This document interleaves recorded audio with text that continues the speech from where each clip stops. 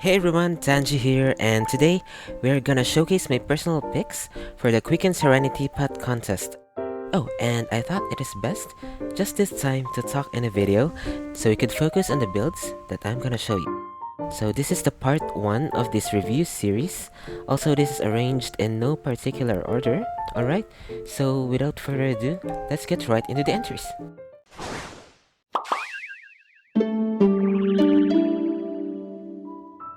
Okay, for our first entry, it is called When the Sakura Bloom by Luna from Asia server. Okay, this is one of the early entries I've seen, and you could already tell that this person puts a good effort to create this beautiful layout for the title, description, and lore. You see, first impressions are very important when showcasing your work.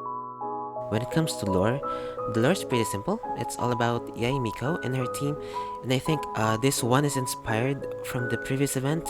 It's called the Fabulous Fungus Frenzy, but it doesn't tell much. Why is there an Inazuma Sumeru vacation house in the middle of nowhere? So maybe it's best to elaborate more or put a brief backstory about the history behind this Inazuma Sumeru themed vacation house or something like that.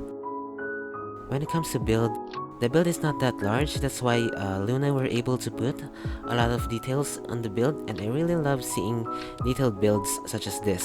Though some furniture placements could be improved, like this Fox Festival booth. Make sure the walkways are not too cramped. We don't want our visitors falling into that beautiful pond, right? Okay, so also that door, as you can see, the door opening is a bit too low. Though we can't really enter that thing, but I think only small characters could enter that desert house, right? Sometimes we forget small details such as this, but could be quite important to the overall aesthetics, especially that this one's located at the center of the build. But overall, Luna did a great job combining this particular set. The balance between Inazuma and Sumeru is pretty good. The stacking and composition are well made, and I personally love this rounded deck right here. And yeah, thank you very much for your entry. Okay, so this entry is from, if the translation says it right, it says "Give me back Wendy." Let's just call you Wendy's friend, alright? Okay, so this is from Wendy's friend, also from Asia, and it's called Fabulous Fungus Furious. Okay, for the lore, this one is also based on the Fabulous Fungus Frenzy event, so it's basically a match between Alhaitham and Yae Miko. And again, this kind of lore is great, but like what I said earlier, I think it would be better to have a brief backstory of the place or where it originated. It gives more of an idea of the build as a whole. Okay, for the build, I'm pretty impressed how the placement of the Inazuman and Sumeru buildings balance the whole theme. Majority of the central part of the build feels Inazuman, like the Kujo encampment base, but it doesn't overpower the whole build since the tall towers from Sumeru served as the backdrop of the arena. Also, the entryway to the arena are a good balance of desert buildings and the Inazuman camp gate. When it comes to color choice, this contrast of bright and dark neutrals blends in really well. The only tiny detail that sets me off is the campfire on those watchtowers. I mean, it's worrying me a bit. I just hope that it won't burn the whole wood structure. Okay, but that's just it. Thank you so much for this entry. Okay, so this entry is called Tranquil Hidden Village by Chaos from Asia server. Okay, let me read it. A hidden village at the foot of a mountain covered in a dense green forest, coupled with a gust of wind that blows through the trees, creating a silent sound. However, only a few people that dreams of that place can hear its sound and able to feel an unfamiliar, nostalgic feeling. Okay, as you see, this kind of lore is short, simple, and almost poetic. The special thing about this is it brings you the experience and the feeling of being there, right? When it comes to build, this might be one of the rare times that the subspace boulder surface looks acceptable, and I mean, Chaos definitely gives justice on putting details on that plain green surfaces. The terrain looks very natural. The placement of rocks blends really well with the boulders. The choice of vegetations are on point and does a great job blending all these elements and make everything looks cohesive. One of the little details I appreciate is how uniform and ideal the height of the steps were, and that's one important factor, that when you walk, the character don't trip. You know, when the steps you created are too high, the character looks like they're tripping, and the ideal height for the stairs would be around 0.2 to 0.3 if you ask me. With regards to the balance, this one is screaming Konda village, right? Maybe a bit of submerged vegetations could help balance this build a bit more. But overall, the build's awesome and the cinematics is a big plus. You know, I love some good cinematic showcases. And thank you for the submission, Chaos. Well done. Okay, this next build is called Thunderbird Garden by Ropepe from Asia server. Okay, when I read the title, I thought it has something to do with the Thunderbird. What's the name of it? Kapatsir? Yeah? Or with the Turumi Island that is made of depression? Or I don't know, maybe not. This part, a botanical garden to collect and protect Tevat's vegetation, sounds good, but I'm having a bit of a trouble connecting the title to the lore. You could clarify it in the comments though. I might be misinterpreting things. Okay, so with regards to the build, I really appreciate the amount of patience you put into floating these plant boxes and floras. This reminds me of the shelves from the House of Diana, but instead of books, you have this wide variety of plants. Also, I love the use of these submersible tents, which is very creative. I'm just not sure if the camp watchtower's ladder is supposed to be functional, like to water the plants or something, or it's just a design. I don't know. Also, one of my concern here is it leans more on the Sumeru side, in terms of balance than Inazuma. But overall, it's a nice build, neat furnishing placement, and uniquely done. Thank you for your entry. Okay, our next entry is called Shiden Sapana by Korosik from Asia server. For the lore, it's a well-written one. It could be like your wishing shrine, right? By that brief description, you could already tell what to expect on the actual build. My usual process of grading is that I read the lore first, then I create this picture in my mind of what to expect or what to see on the build, and this one didn't disappoint. For the build is actually on the massive side, and it's really quite simple. I love the star-shaped boulders at the entryway, but it would look a bit better if you added vegetations around it and stair access on the sides maybe. But as you can see in the showcase video, some of the buildings around it are obviously floating, and other elements that you used for the interior are protruding outside. Maybe you can conceal it with trees or big bushes next time. Moving on to the interior side of the build, I'm actually quite impressed that it looks really neat on the inside. It is actually challenging to make something look good both inside and outside, right? There are times that there will be unnecessary furnishing that will stick outside, like what we saw earlier. That's why the composition and planning should be carefully considered with this kind of build. I actually expected that I'll be seeing the walls of those exterior buildings from the inside, but you actually stepped up the design by using different houses as the walls. The combination of those Watatsumi houses and Sumeru houses is very creative. The shrine looks good, and I love that little aranara hiding in the flowers right there. And there might still be things that could be enhanced on some areas, but all in all, I think you've done very well on composing this build. Thank you for the submission.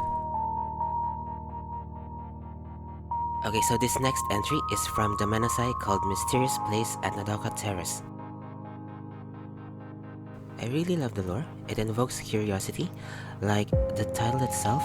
it is giving mysterious aura, perfect for a certain place that is actually unfamiliar, right? Very fitting for the theme. For the build, again, this one is another compact build, and the amount of details you put in here is pretty impressive. I love the placement of the whole place. The area doesn't seem to have empty spaces, and every angle is just scenic. I personally think that this set is one of the hardest one to combine, and I'm pretty surprised that this one turned out really good. The attention of putting little details like embedding those Inazum lamps in the stairs is just genius. You can really tell that this person is very familiar with different furnishings and were able to turn them into something else, and that's pure creativity right there. Another good thing about this build is the amount of interaction you can do on different areas. This could actually be a perfect hangout spot with your friends while waiting for your resin, right? And the fact that the Manasai were able to put 3 animals in this build is fantastic. It means that you can actually still modify this build by replacing them with functional furnishings such as cooking stove, crafting benches, or even companion. And lastly, A+ for the showcase, by the way, and great job, the Manasai. Thank you for your submission.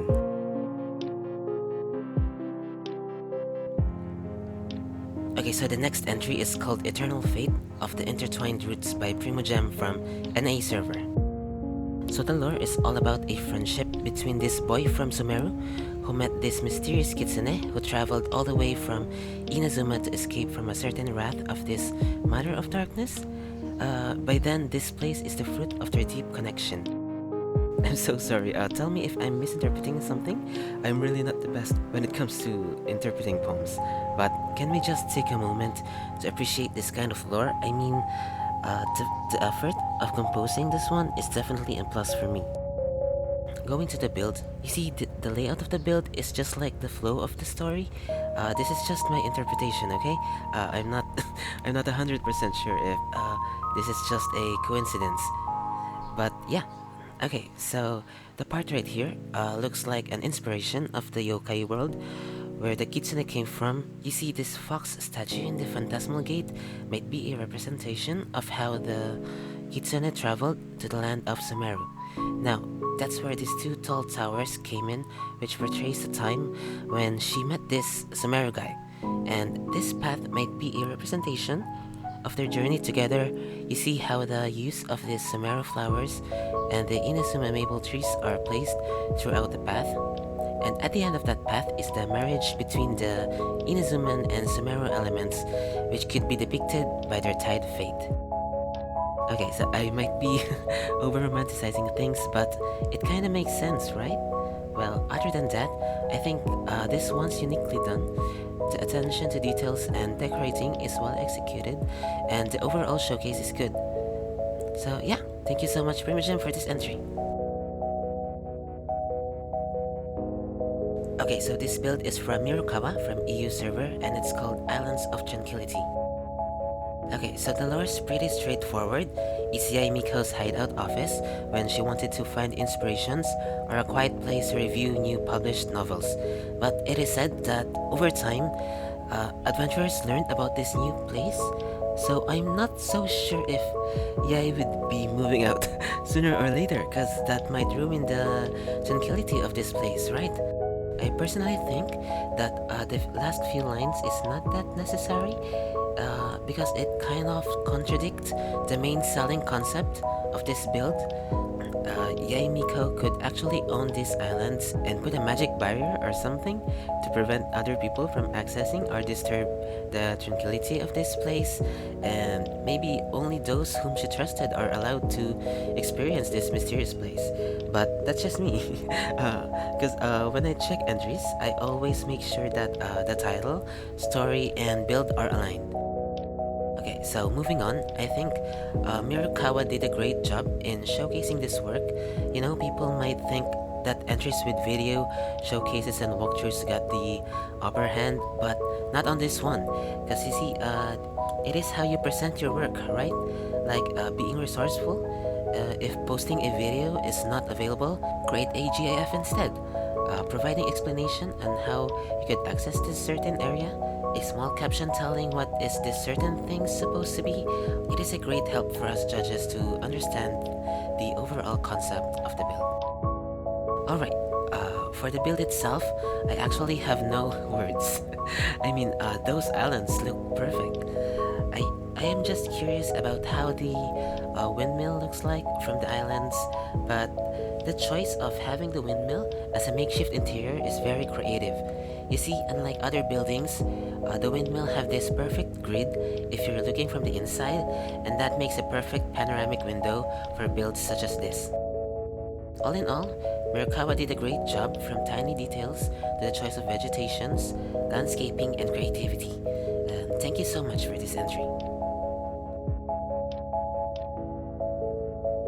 Okay, so this next build is called Inazim Efficient, a desert restaurant by T-List from Asia's server. Okay, so with regards to the lore, I am not 100% sure about the composition of the title. Should it be something like a desert restaurant, a fusion of Inazuman and Sumerian cuisine? Is that correct? Or that might be a bit long, I don't know. But yeah, this one is a restaurant situated in the middle of the desert, and I love the little story of the happenings within that place. Okay, so moving on to the build. The build is great. I love that you have two different levels of the dining areas, as well as the kitchen being one of the main focal point of the build. And what's good about this one is even though you don't see a lot of people in there, the place looks lively and busy with all those lights and everything, right? Busy in a good way, because even if you see a lot of things, it doesn't look chaotic, and I think the choice of colors is one of the ways to achieve this busy but not chaotic kind of build. You see there are only 3 dominating colors here, the shades of purples, warm neutrals, and yellows, and that's it. Even the choice of vegetations, you couldn't barely see greens in it. Oh right, I almost forgot, the secret jail made me laugh, and I really love that you added that kind of detail. And you did a great job on this build. Thank you so much. Alright, our last build for part 1 of this review series is called Yae Theatrical House by Rinrin. Okay, so the lore's about Yae visiting Sumeru and got inspired by Sumeru's arts and culture, and that is when she came up on building a theater house. Okay, showcase is lovely. I appreciate the captions. I love how you consider putting a reception desk at the entrance, because I've seen a lot of theater design entries that the moment you enter the place, the first thing you'll be seeing is instantly the stage. And I mean, that is rarely the case if you base it on a real theater, right? Sometimes we get very inspired on doing something that we forget certain details that are quite essential, and it is best that we do a bit of a research of what space are necessary for this kind of build, or what are the usual plans or layouts for this and that, because contests like this one, we don't know if maybe one of the panels is a real interior designer, architect, maybe landscape specialist, etc., that are pretty knowledgeable with this kind of things. It would certainly be a big plus for them if you obviously show them that you took the time and effort to conduct research about these things, even if it's just a simple build, right? Okay, so moving on, the build is very symmetrical, and there is really something very satisfying seeing symmetrical things, right? I just love how accurate the placement of the buildings and other furnishings like the fountains, lights, and bushes. It's great. The view from the audience is okay, sight lines are pretty good, no major things are blocking the audience.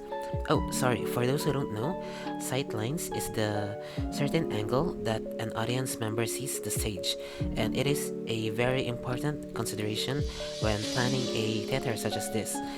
So I just wish there are more seatings in the audience, but overall, I love the simplicity of the build. Many things have been considered, and I really appreciate that. Thank you so much for this entry.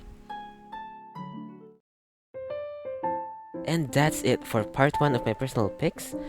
Thank you so much for listening, and congratulations, you made it at the end of this video. And I hope you get a thing or two that could help you with building your Serenitea pot, and hoping to see you again on my next video. Bye everyone!